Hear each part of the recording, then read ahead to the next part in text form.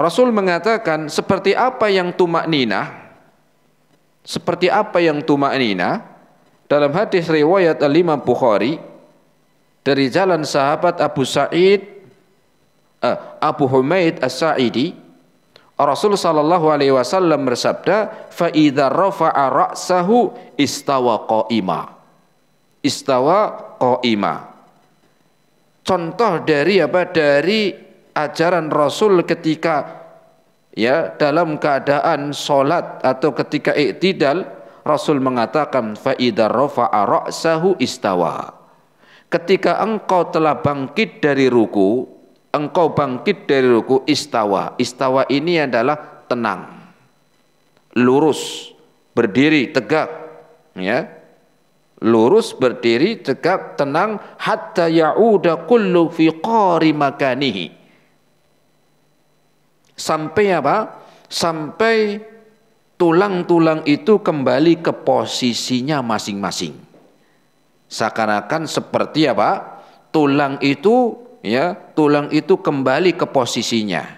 Jadi kan tadi habis ruku, ketika ruku itu tulang itu kan enggak dalam kondisi aslinya, tidak pada posisi aslinya, sehingga ketika bangkit dari ruku, nah itulah maknanya tulang, ya, tulang-tulang itu kembali ke posisinya. Kapan? Ketika berdiri tegak, lurus dan tenang, maka tulang-tulang itu akan kembali ke posisinya masing-masing. Tidak terburu-buru, ya, tidak terburu-buru, atau mungkin belum sampai ke i'tidal sudah turun sujud. Ya.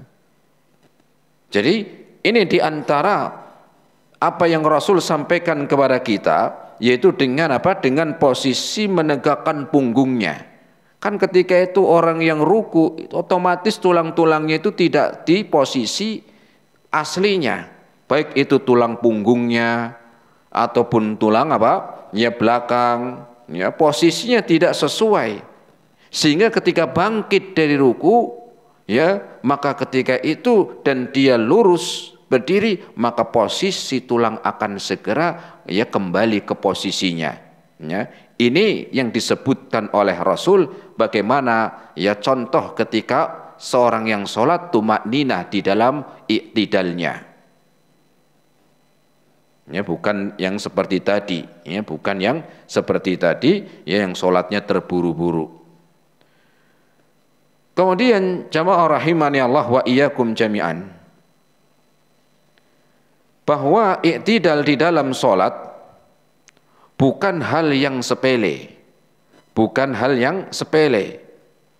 Sampai disebutkan kata Nabi SAW, innahu la tatimmu salatu ahadikum hatta ya'khudha kullu admin ma'khadahu wa yuqimu sulbahu. Ya, Rasul mengatakan sesungguhnya salat seorang itu tidak sempurna. Tidak sempurna. Kapan itu? Sampai dia, ya, sampai dia tulang punggungnya itu kembali ke posisinya, wa yuqimu sulbahu, dan lurus, mengembalikan tulang-tulangnya, ya, kembali, ya, kembali posisi tulang-tulang ketika apa? Ketika i'tidal, kemudian wa yuqimu sulbahu, dan meluruskan punggungnya, dan meluruskan apa? Punggungnya. Ini Rasul mengatakan demikian, tidak sempurna. Sampai kalian sholat, ya, ketika i'tidal dalam keadaan demikian, ya, dalam keadaan demikian, ya. Bahkan Rasul mengatakan dalam hadis yang lain, sami Allahu liman hamidah wa yastawiya qa'ima. Ketika Rasul SAW bangkit dari ruku dengan membaca sami Allahu liman hamidah, kemudian ya wa yastawiya qa'ima, kemudian Rasul berdiri tegak. Ya. Jadi apa? Bukan cuman ya ruku, bukan cuman i'tidalnya, tetapi di sana pertama bahwa i'tidal termasuk rukun di dalam sholat. Kemudian ada tambahan yang lain bahwa ya seseorang yang tidak sesuai di dalam ya i'tidalnya, ya, Rasul mengatakan la innallaha la yanduru yaumal qiyamati ila man la yuqimu sulbahu baina sujudihi wa ruku'ihi. Ancaman yang pertama tadi, Allah tidak mau melihat, ya, gara-gara seperti itu. Itu masalah iktidal, belum yang lain, ya, belum yang lain. Sehingga agar kita sholatnya, ya, kita belajar sholat itu semakin semakin memperbaiki diri. Kenapa? Karena amalan ini yang pertama kali nanti akan ditanya, yang akan kita pertanggungjawabkan di hadapan Allah Subhanahu wa taala, yaitu tentang sholatnya. Sebelum zakatnya, sebelum haji, sebelum puasa Ramadan, maka yang pertama itu adalah sholatnya. Sebelum sedekahnya, sebelum baca Qur'annya, sebelum berzikirnya, maka yang pertama yang akan kita bertanggung jawab nanti di hari kiamat adalah tentang sholatnya, ya. Makanya sampai disebutkan, ya, ketika orang yang tidak sholat, ya, dengan sengaja, sampai ada yang mengatakan, sebagian ulama mengatakan ini sudah keluar dari Islam, ya. Kemudian ketika sholatnya main-main, ada ancaman Allah tidak mau melihat. Bahkan dikatakan tidak sempurna sholat seorang, yang kata Rasul, hatta ya'khudha kullu admin ma'khadahu, di mana dia tidak mengembalikan, ya, tulang punggungnya dan tidak lurus, ya, agar kita memperbaiki. Karena memang banyak dalam posisi ini orang itu sholat, ya, seringkali banyak ya, lupa. Kecuali kalau sholat jamaah karena ngikut imam, ya, ikut imam. Yang repot lagi kalau imamnya begitu, gitu loh. Ya, yang repot ketika imamnya yang diikuti sholatnya nggak tumakninah. Khususnya lagi ketika iktidal, nggak tahu yang lagi dicari apa, sholat cepet amat, ya. Nah, jadi, ya, maka dia akan bertanggung jawab, ya. Dia untuk sholatnya sendiri seperti itu, dia membawa untuk yang lain. Maka harusnya yang menjadi imam pun harus perhatian. Seorang yang menjadi imam sholat itu harus tahu, jangan sampai sholatnya itu ngasal. Tahu ngasal? Ngasal itu tidak pakai aturan, ya. Taunya sholat begitu terus, enggak, ya. Harusnya imam juga harus tahu. Kenapa? Ya, karena dia sebagai imam, agar jangan sampai dia ya, menjadi tanggung jawab nanti pada hari kiamat. Masalah sholat, ya, masalah sholat. Nah, kemudian jamaah rahimani Allah wa iyyakum jami'an, setelah berdiri tegak, lurus, kemudian tenang, setelah bangkit dari ruku, ini yang disebut dengan iktidal. Nah, maka posisi tangan ketika iktidal, apakah dia bersedekap, atau dia turunkan, atau dia lepaskan? Di sini terjadi perbedaan pendapat, ya, dari kalangan para ulama. Posisi tangan, ya, posisi tangan ketika berdiri iktidal, ya, apakah dia bersedekap sesuai di awal sebelum turun untuk ruku, atau yang kedua dengan melepaskan setelah setelah bangkit dari ruku, Allahu Akbar, atau setelah dia bangkit dari ruku, Allahu Akbar, ya, bukan Allahu Akbar, maaf, sami Allahu liman hamidah, atau dia sami Allahu liman hamidah, dia melepaskan tangannya. Nah, ini ada perbedaan di kalangan para ulama, ya. Sebagian mereka mengatakan posisi tangan ketika iktidal adalah dengan bersedekap. Setelah bangkit dari ruku adalah bersedekap, seperti bersedekap di awal sholat, seperti bersedekap ketika setelah takbiratul ihram.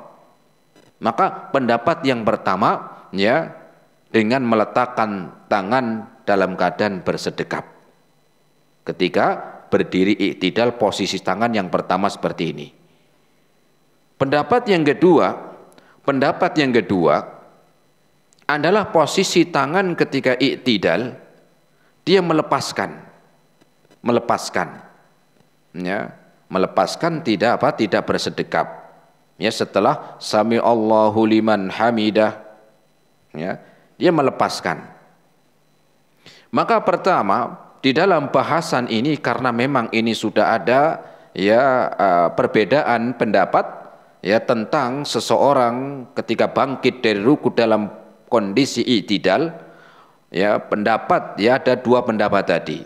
Maka kita ambil ya ini yang kita ambil ya, adapun yang lain silakan yang mau menguatkan pendapat yang bersedekap ataupun yang dia melepaskan tangan silakan ya karena memang tidak ada dalil yang jelas ya Rasul meletakkan kedua tangannya ketika i'tidal. Nah, kita ambil dari pendapat oleh Imam Ahmad yang diambil oleh Imam Ahmad. Beliau mengatakan tentang posisi tangan ketika i'tidal.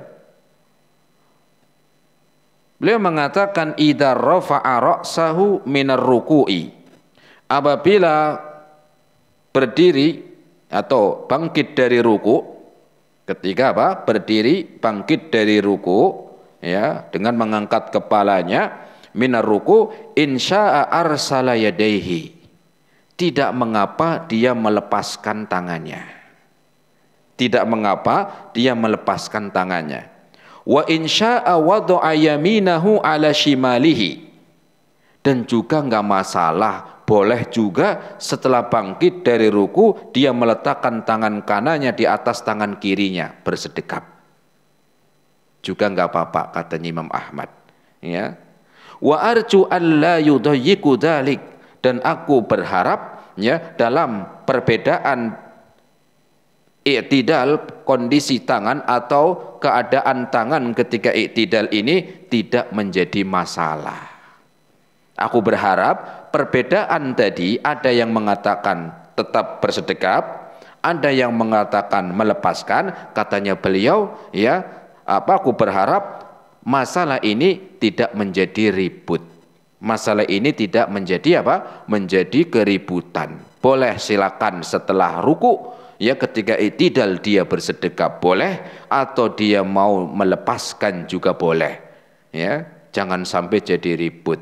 Apalagi sama-sama sholat. Orang yang nggak sholat aja banyak nggak ribut. Ya, apalagi yang ini yang sholat, jangan.